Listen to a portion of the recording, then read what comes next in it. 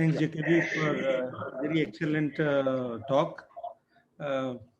It's very nice for us that you could really explain their observation. We were also very surprised why is it coming for 0.01, not 1. But this seems like a very nice theoretical explanation for that. So I will open up for questions and we can discuss some more afterwards. So please, you can unmute your mic and ask questions.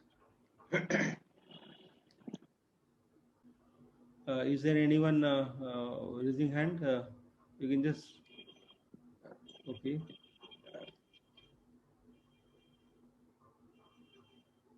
Okay, looks like. Hello, can you hear me?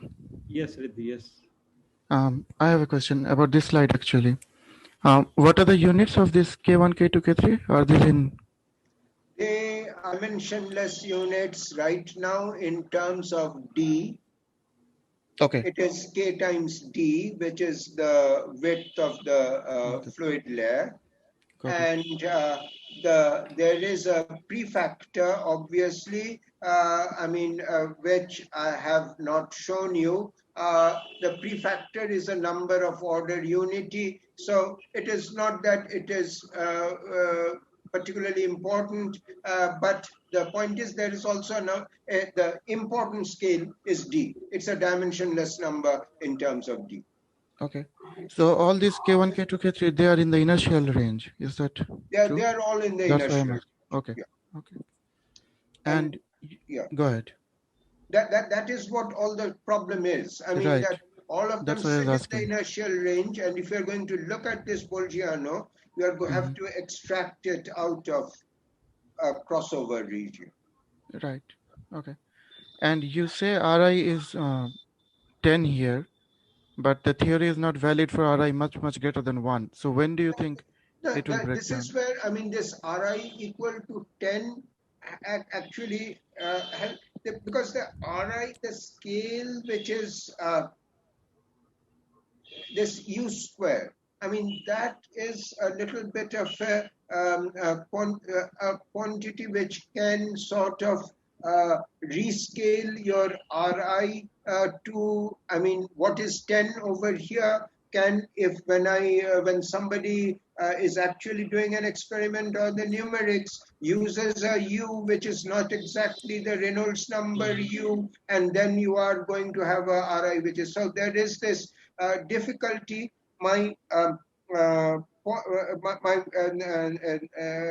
point would be that instead of looking at whatever Ri you choose, if you are if you think you are started seeing deviations from Kolmogorov, just work in terms of Ri in the same units, but let's say double it or triple it or increase it, and things should,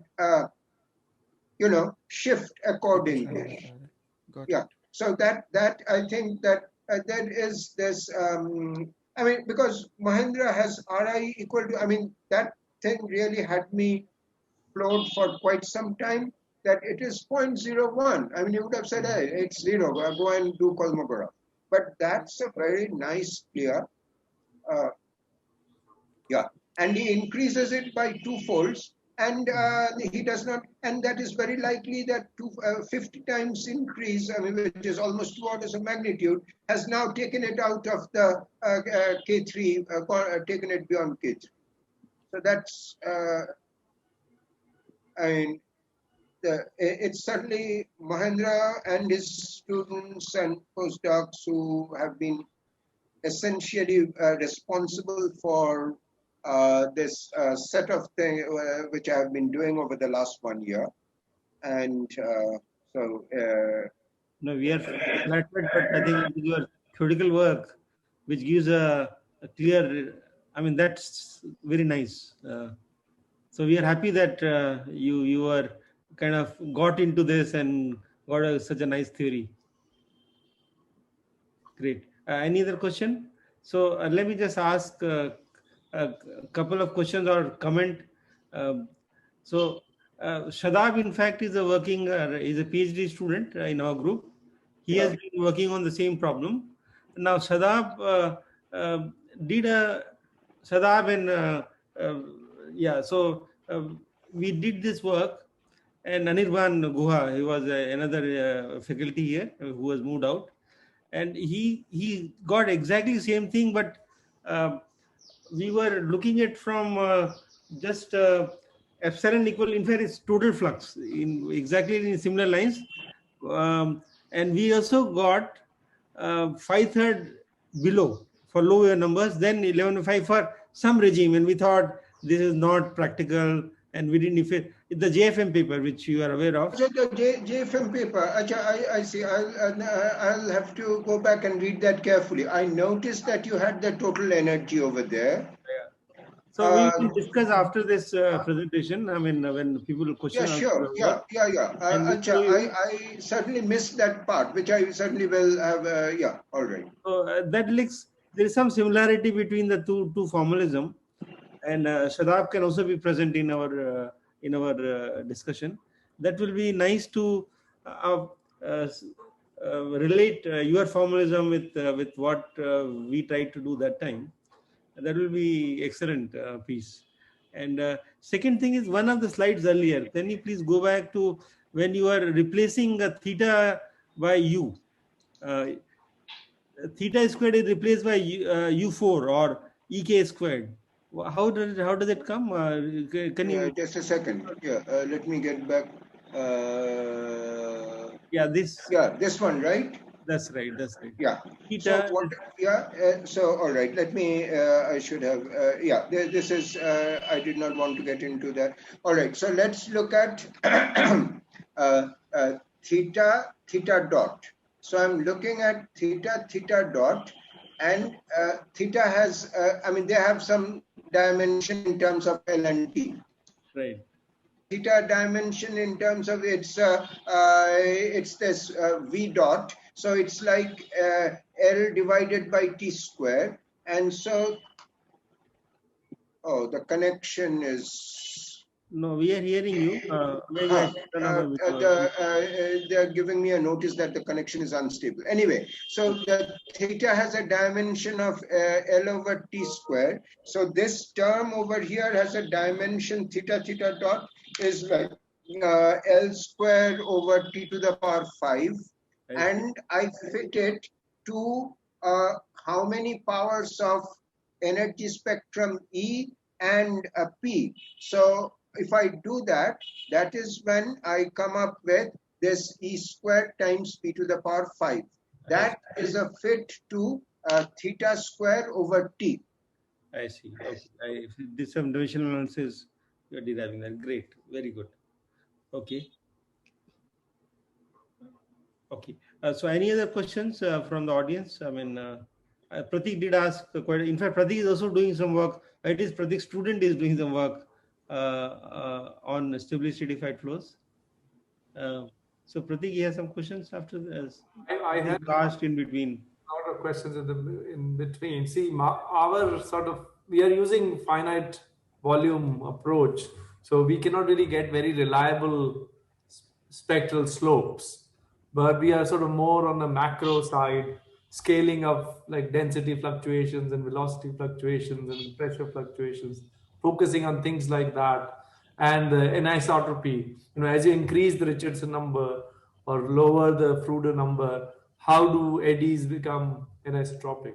So we're not really looking at the sort of microphysics of these things, but more of implications in astrophysics. But this is of course very, this is very fundamental, and it will be great if we can understand it.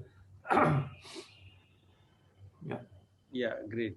So I guess if there's no, yes, please. I had a question. Sorry, Professor. Go on, yeah. So I had a question that I probably missed this, but is the density constant here?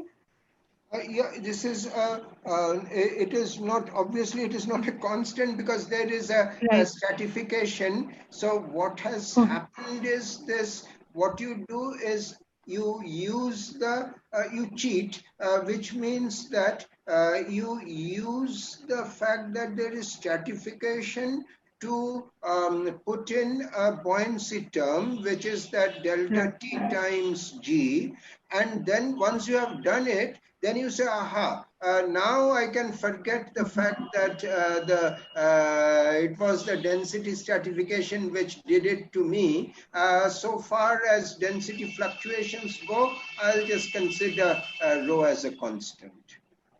Yeah. Right. Yeah. So do you think which is not very bad. I mean, it sounds awful, but there is still a strong scale separation between the velocity of sound and the velocities that we are considering here, and therefore ignoring the density fluctuations is not that bad. Yeah, it's not very bad, really. I mean, yeah, once I have taken the gross effect into account. And do you think that if you're bringing in a density equation, but Yeah. not considering compressible, but just the density equation will address some of the, I mean, the high Richardson number issues, or somehow? I mean, See, the high Richardson number issues are more problematic because the sort of essentially, even without worrying about the density being variable in the problem, that is density, even if I ignore density fluctuations, I still get into a problem with well, it's not a problem. It is not a problem really. It is just saying that effectively you have a two-dimensional Kolmogorov situation, and it is what I have seen the standard engineering terminology is a reentrant flow or something like that. So that is what the velocity fluctuations over and above this description would bring in effects, but I do think they would be still small at under these conditions. I mean, I mean, people who do serious numerics with this, I mean, the couple of people whose papers I've tried to follow, there is this mechanical engineer, Brian Bruyn-de-Kock, or I mean, however they pronounce it. It's a Bruyn-de-Kopp. So this is in University of Massachusetts, engineer mechanical, and they have a set of papers where they look at, they have done extensive numerics on these different regiming of the 3D flow to a 2D flow and so on and so forth. They have any Poggiano spectrum at all, and maybe which has always been a little bit of curiosity for me, that I never really understood why it is, why their numerics never showed it, but that's it did not. Something to be probably worry about, but Mahendra would know better. Neither does Lindbergh and company's numerical data show any existence of these things. I mean, they are all done with density fluctuations ignored, all in the Business approximation of the which may, as I said, I mean, when if you are away from the sound speed, it's still not so bad. But there is, I mean, something which Mahendra probably knows. I certainly don't, but I have always been worried by that these people have never seen any evidence of the 11 by 5 spectrum. The Rosenberg, apart from Mahendra, the only papers with Bolgiano type spectrum that I could pick up were this Rosenberg work in 2015 and this very old convective turbulence 2008 or so in somewhere in Holland, I think. And but the fact that people don't see it, well, Mahendra would be the one who would be able to. Yeah, I will just. Yeah. So most people they use Richardson number much bigger than 1, which is like atmosphere of the Earth. That is what their motivation was. Lindborg and company. So they always get quasi 2D flows, essentially quasi 2D, like what Earth is, and so the derivation says basically the nonlinear term of the velocity field must match the buoyancy term. Then only we get 11/5 approximately. Like JKB has done much more refined work with this analysis, but dimensional analysis is just matching these two, which means the Richardson number should be order 1, and that's what we wanted to do. And we didn't get for 1, but we got it for 0.01 with Abhishek's PhD work. So if we put too much big Richardson numbers, then we will get into Lindborg, Davidson, that regime, which is Earth atmosphere. Like I think you are working on some of it, and that will lead to quasi 2D, which won't give you 11/5, -3, and so on. That comes into that.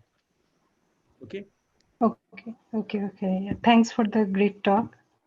Yes, that's JKB's talk. Okay, great, very good. Yeah. Yeah, I think really nice talk. You built it up.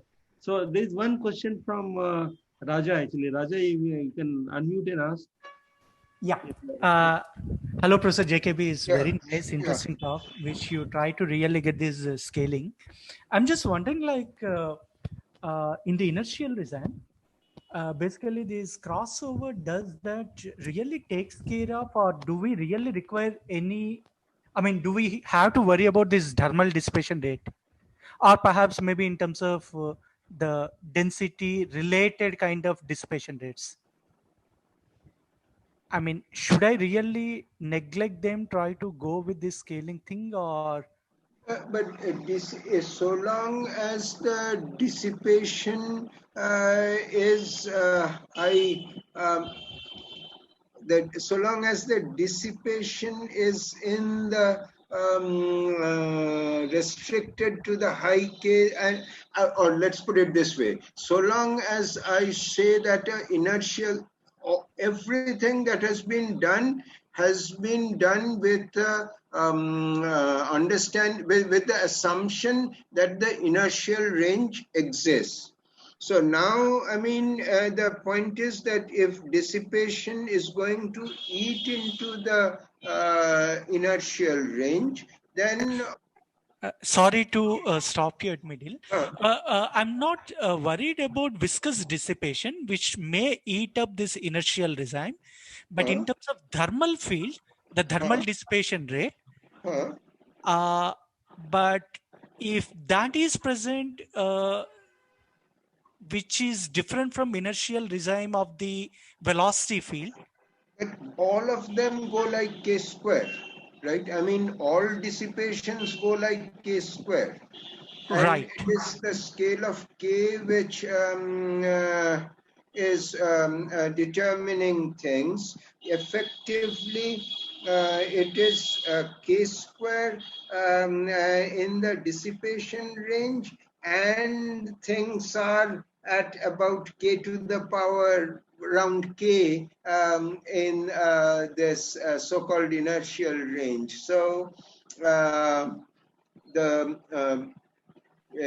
so there is just as there what is transferring energy in the inertial range is also a quote-unquote viscosity and a thermal diffusivity. So they are effectively the transporters, except that they are not they are transporters of a variety which, I mean, by definition, had kept things sort of the dissipation is also a transporter, right? It's a Right, sir. transporter which is acting in the very high K range.